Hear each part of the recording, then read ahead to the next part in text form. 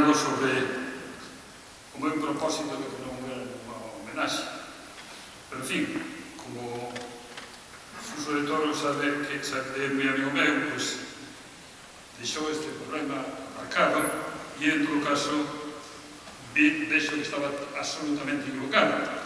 Mais que nada porque aquí estamos xuntos toda a xente que nos sentimos da mesma nación.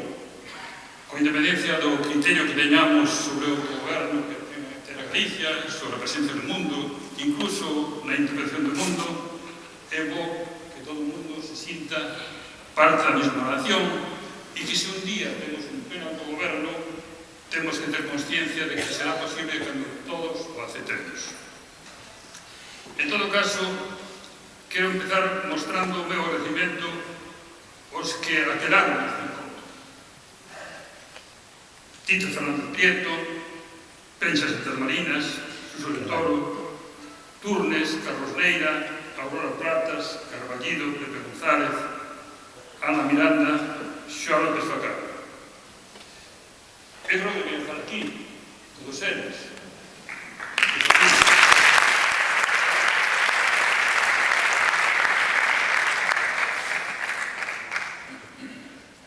A todos que animaron cos seus escritos o libro que se presentou, aos que veñen de facelo tomando a palabra,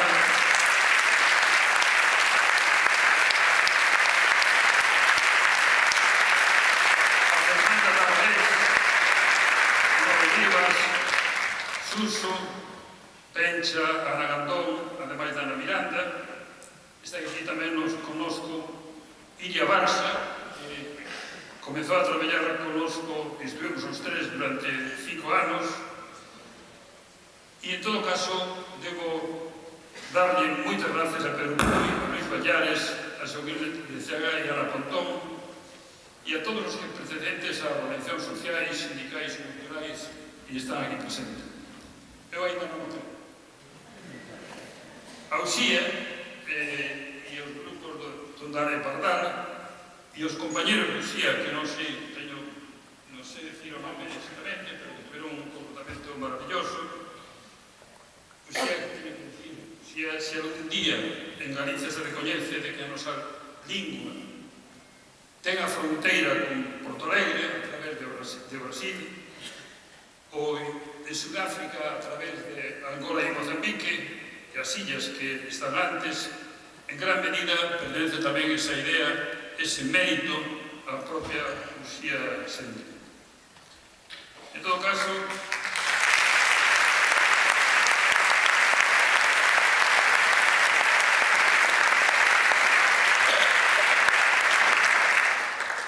ia decir que iba a dar de entrada, porque depois diré algo da miña familia, a Diana, a nosa neta primogénita, pero vexo que tiveron o sentido común de estar aquí os 4, tanto máis que hai homes que son máis altos que ela, xa, non? Neste momento. E outro que din que se parece moito a mí, non sei. En todo caso, no futuro non vai ser no futuro, non? En todo caso, moito obrigado a todos vos e aos que querían ir, pero non puderon. Teño que dicir tamén, porque é xusto, dicir que voto de menos ao Domingos Merino,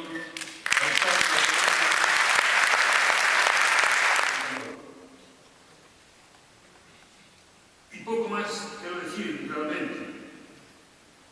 Eu quixera acabar aquí, pero vou dicir unhas palabras pensando no futuro.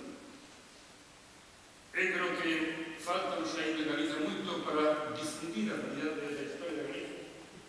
E vou me remeter agora a dicir unhas palabras simplemente dos tempos contemporáneos para decir que Galicia temos en este momento e por qué e como debemos interpretar o mundo para que Galicia caiba ler como unha nación precisamente no mundo.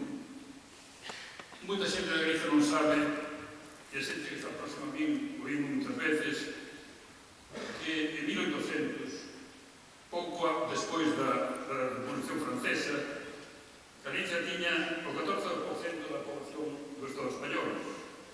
Tiña 25 máis habitantes que Madrid. Tiña o doble de poboación que Cataluña. Todas as provincias galegas eran maiores que Sevilla, en habitantes, e Sevilla quedaba únicamente por riba do Penso e prácticamente quedaban empatados. Que pasou para que depois tuéramos este problema demográfico que temos neste momento?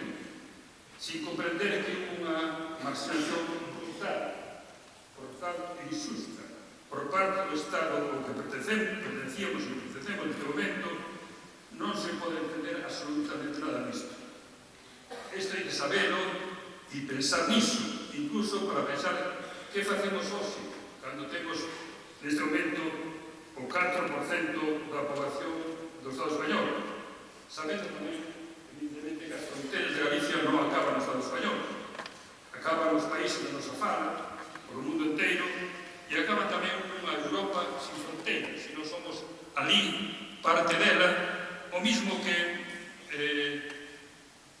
os países que teñen unha poboación semellante, como Irlanda, como Dinamarca, como Lituania, calquera país que vos pensade neste momento pensar.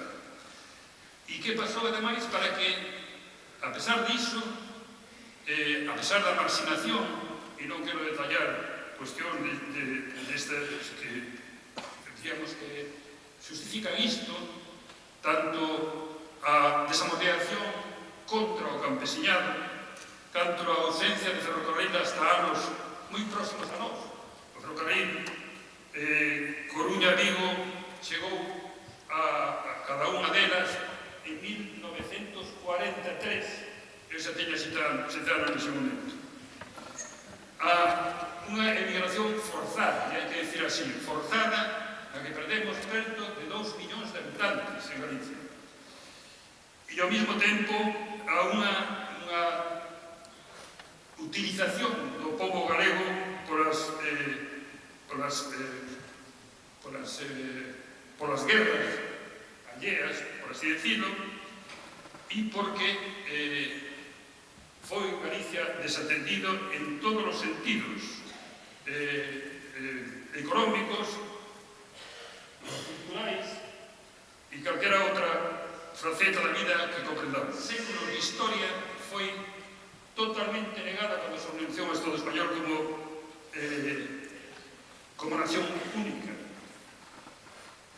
Os nacionalistas que tuvieron a aspiración de construir a Galicia como nación, comenzando por Faraldo e contando moi especialmente ca forza e coas palabras claves e drásticas de Rosalía nun momento determinado, naceu justamente cando nacían as nacións sin Estado, cando apareceron as nacións sin Estado. Nós, no mesmo tempo, como Cataluña e Euskadi, que os estados que definitivamente se constituíron como tais, e nós podemos serlo tamén. E podemos ser, moi especialmente, tendo en conta que estamos na Europa sin fronteiras, que ten un concepto de soberanía pleno, pero absolutamente diferente dos que consideraban que a fronteira é unha muralla. No noso caso non é así. Ninguén sabe, ademais, que o ninguén incluye na personalidade de Galicia o feito de que é aquí onde acaban os camiños, o camiño de Santiago, e que foi ese camiño o que contribuiu decisivamente a construir Europa, un país que ten esa participación tan formidable de contribuir por a historia, por o que foi, a construir Europa, é negado